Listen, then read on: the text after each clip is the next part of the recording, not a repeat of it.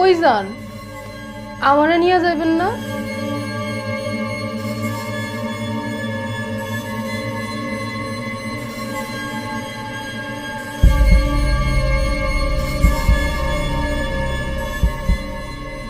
আমি পুলিশের কাছে যাবো, আমি বিচার দিমু আপনার নামে।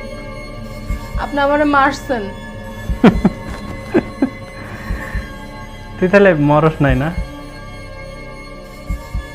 আসলে কেমনে যে কি হয়ে গেল না, মানে বুঝতে পারি নাই। তুই আমাকে বিয়ে করবি?